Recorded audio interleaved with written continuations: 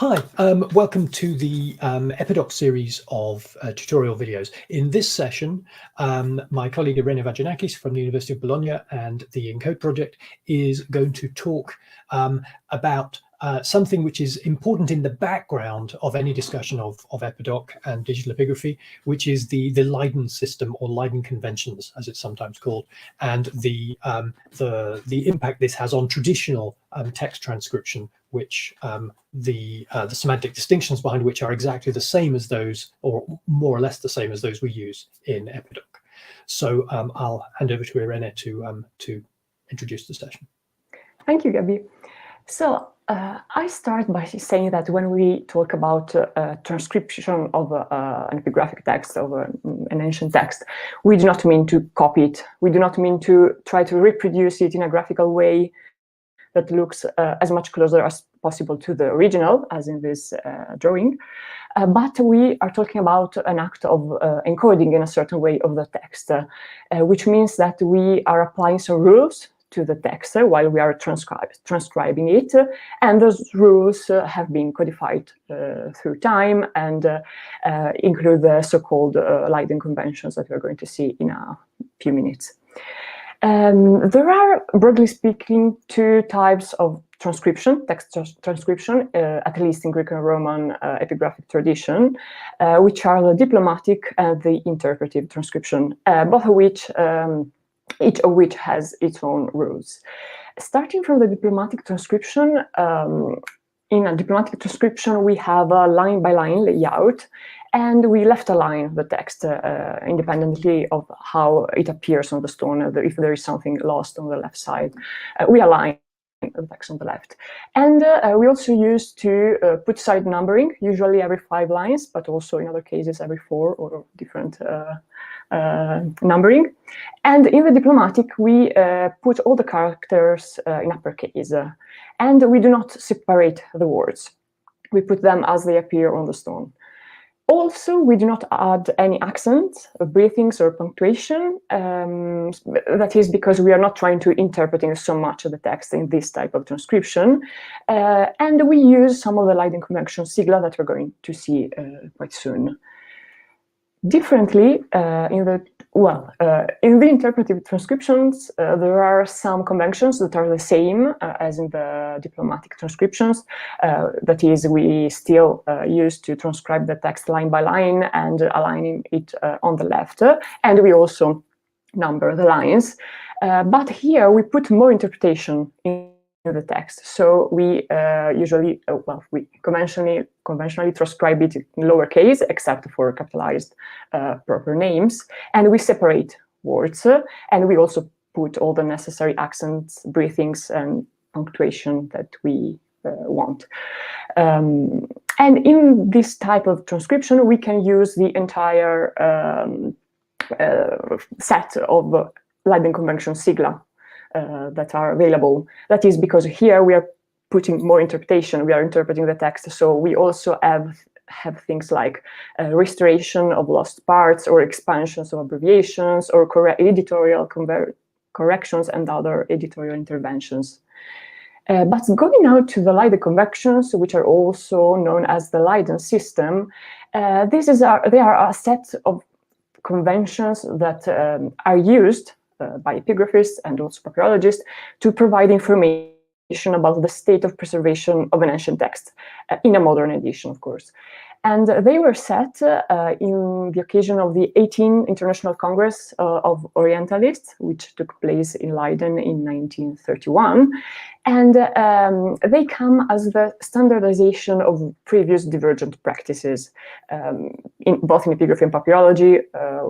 As we know from the history of the disciplines, they have been encoding text, transcribing text for a long time, but using different convention in their transcription. So at that point, there was a standardization of the practices in transcribing text, and this happened thanks to papyrologists mainly, so because it was the Orientalist Congress. But despite that, the Leiden Conventions became the de facto standard also for epigraphy. So they are used both in mainly Greek and Latin papyrology and epigraphy. And there are also some variations in their use between disciplines or between epigraphic school tradition. For example, there are some differences between epigraphy and papyrology, of course, but also between Greek and Latin epigraphy. And in particular, considering mainly Greek epigraphy, there are also some slight differences in their application between the use of the Supplementum Epigraphicum Graecum school and the Bulletin Epigraphic one. Starting now to see some of the most frequently used Leiden Convention sigla, let's start here from the square brackets, which are used for letters that were once present on the stone, but they went lost, and they are restored by the editor. As you can see in the example, the parts that are highlighted in blue, light blue, in the first line we have domine, where the first two letters were lost and they were restored by the editor. Then we have a curly bracket for a different thing. We use them to superfluous letters that were present on the stone but that are considered added by mistake by the inscriber, and so the editor decided to remove them.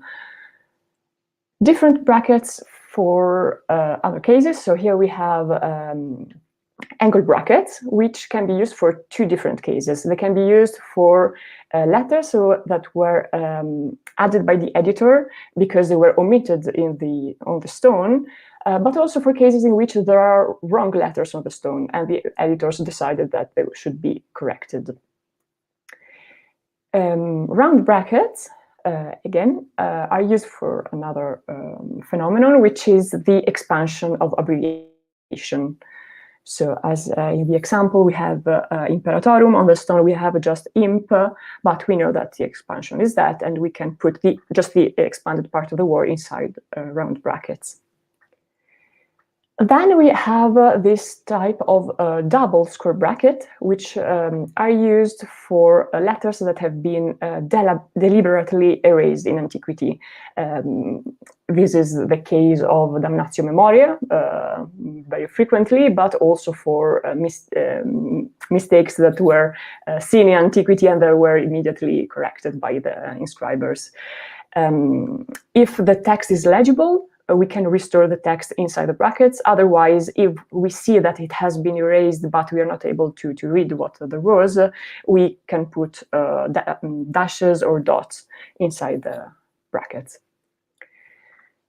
Then another case is the one of the underdot, which is used for letters that were written that are legible, but not so clearly to be totally sure of what they are.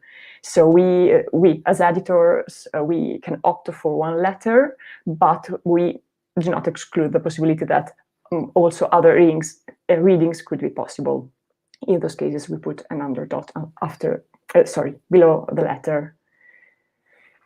Then we have the underlining of letters, and this can be used for three different cases. So the most frequent one is when there are letters that have been seen by previous editors, but they are no longer visible on the stone. But the underlining could be used also for cases where there are a restoration of texts that are almost totally sure, because the integration, the restoration derives from parallel copies or from formulaic parts of which we are quite sure.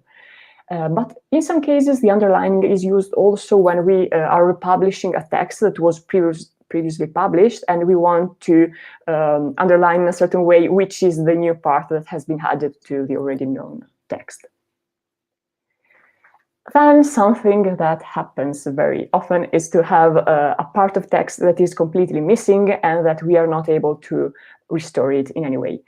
In this case, we are using square brackets, but inside them, instead of the text that we are not able to restore, we put a dot if we are quite certain about the precise number of characters that are missing. Up to 4 characters, we just put the dots. From 5 up, we are also writing the number of missing characters. And of course, if we do not know the precise number of characters, but we know a range of characters, we can put the range there. So from 4 to 7 characters. Or we can also specify a circa that says that we are not totally certain about that, or also use a question mark to express our doubts about the precise number. Instead, if we are not able to we have no clues about the number of letters, and so their number is totally uncertain. In that case, instead of the dots, we are using 3 dashes conventionally to express a lacuna of an uncertain number of letters. Something quite similar is the case of illegible letters, which are letters that are not completely lost, but that are not legible at all. So we are not able to make hypotheses about what they can be. We just see that there were some letters there. And again, as in the previous case, if we know quite precisely the number of those letters, we can put dots, or 1 dot for each lost, for each illegible letter. If we do not know it, we can put 3 dashes to express that there is an uncertain number of illegible letters. Here, this is one of the cases where Greek and Latin epigraphic tradition diverge, because the dots are usually used in Greek epigraphy, whereas for the same phenomenon in Latin epigraphy, we used to use the crosses, as in these examples. So below, you see the Greek practice and above the Latin one. Another phenomenon that is usually recorded is the one of uninscribed letter spaces, because usually, very often in the antiquity, there were no spaces between the words. So this is why when there is actually a blank space between words or between characters, it is significant to record it.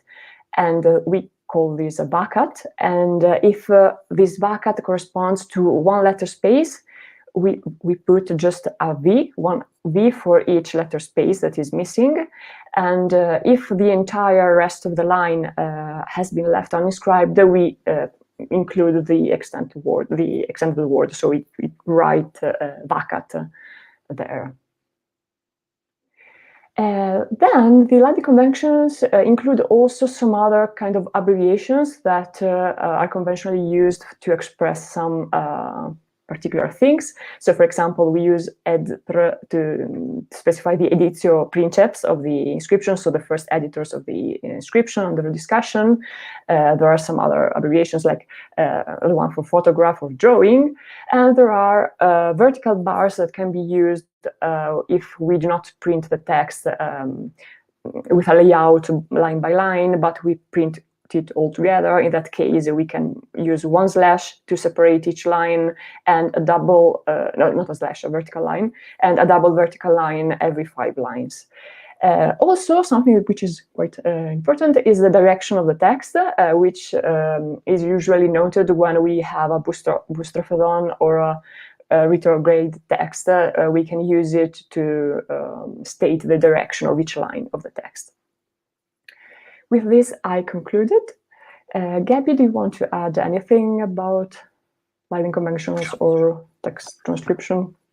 The only thing I'd add is that you've quite nicely given us the main conventions in the Leiden system, and as they're used quite commonly in epigraphy. And in a few cases, I just wanted to highlight the fact that, as in the case of the illegible characters where you described, there are quite different usages in different sub-traditions of classical epigraphy. Right.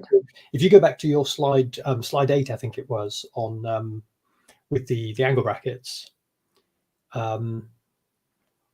So just to point out that Latin epigraphy uses angle brackets for omitted characters, but for characters that are erroneously inscribed and are therefore corrected by the editor, it instead uses the upper half of a square to remove that ambiguity. So that's another divergence. So although both claim to be using the Leiden system, they've adapted the Leiden system over time. Likewise, if you move on to your slide about underdots, the the definition of the underdot is slightly different in different communities, and so you said, which I think is the way quite a few people understand it, that if you can't be absolutely sure that, and that's so people often think of an underdot as representing uncertainty. It means this letter is being uncertainly transcribed. The correct interpretation of an underdot is a letter that outside of its context would not be unambiguous. Now, you may be absolutely certain, because you have in a Greek text, you may have one letter which could only be an alpha or a lambda followed by two lambdas. And so that first letter cannot be a lambda, because there's no word in Greek that has three lambdas, and there's no way to have two words adjoining each other where three lambdas appear in sequence. So it must be an alpha. So you would still underdot it because the letter is still ambiguous, but you are not uncertain in the slightest. Okay, so it's technically the underdot should be an observation about the state of the surviving character on the stone, not an observation about your own degree of certainty. But some people do use it that way, and so some people use it in the end for letters that they're uncertain about for different reasons, which is in my view is completely wrong. But these are just different ways in which people use the Leiden conventions. And the biggest divergence is, again, if you go forward a couple more slides to where you talk about gaps that are not restored. Okay, no, because also the round brackets are quite different between Greek epigraphic traditions, but no. There's a lot of things on this slide which vary between different not just between Greek epigraphy, Latin epigraphy, and papyrology, but just between individual projects, individual epigraphists' use. So you said we use dots up to 4 dots to represent the number of characters, and above that we'd use a number. Some will only use up to 3 dots, and so they'll start the numbering from 4. In papyrology, I think they'll do up to 8 dots, and they'll start the numbering at 9. But I know some papyrologists who are really annoyed by this and really want to just have that number of dots, even if there's 20 or 30, they just want them to be dots. And so it really varies, and some people will have dashes, and some people will use numbers even from 1. They'll just use dot 1 dot to show 1, and and upwards. So it's really, and some people will say an uncertain number range of lost characters, they'll use 3 dots, which is completely indistinguishable from 3 characters. It's very confusing. But they nevertheless they use that, and some people will use a different convention for characters lost within a line than from a complete line lost. I mean, it's the most ill-documented part of the Leiden system, in that there's such a also for the certain number of the lacuna. Traditionally, we use 3 dashes, but something that you will find very, very often in epigraphic edition is sequences of a lot of dashes, just to express a longer or shorter lacuna of an uncertain number, even if without any attempt to express the length of the lacuna. It's bigger or smaller. It's making the text line up on the page. So you use 9 dashes if it takes to make the surviving letters line up with each other as they should do. And some people won't use dashes at all. They'll just use space between square brackets to show roughly how much is lost. I was once told that, I think it's SEG, has a rule of thumb that they use 1 dash per 2 letters lost, and it's approximate, not counted, but so it's really uncertain, and there's so much variation within that. And not to belabor a theme, but I think it's the next slide where you talk about VACAT. Oh no, 2 slides forward, you talk about VACAT. That again varies slightly. Some people will use a 3rd variant, not just V and VACAT, but they'll use VAC. So VAC is for the remainder of the line, and VACAT is only for an entire line. And some people use V for 1 character, VV for 2, VVV for 3, and some will say V.2 for 2 and V.3, or VAC.2, VAC.3 if you're counting them. So there's a lot of variation in there as well. But I think we could labor this and give examples for each and every case. But I think the point is made that there's a certain amount of ambiguity, in there. And so sometimes what you have to do when you're reading an epigraphic edition is figure out what the editor meant by their convention. It's usually ambiguous, but it sometimes takes a bit of thinking about. So, that's not how I would have encoded it, and that's something that we'll come back to when we talk about talking about transcribing in EpiDoc later in this series. Yes, because in EpiDoc you need to be very precise about what you mean. You cannot keep this ambiguity. And it's the process you make is you decide what they mean and you encode that. You don't say, oh, it's a square bracket that's encoded by. You say this means loss and that is encoded by, right? So it's you're encoding your interpretation. You're not encoding, the convention, the siglum itself. So yes. Yeah, cool. Yes, that was all. That was all I wanted to add. Yeah. Thank you. Thank you, Gabi.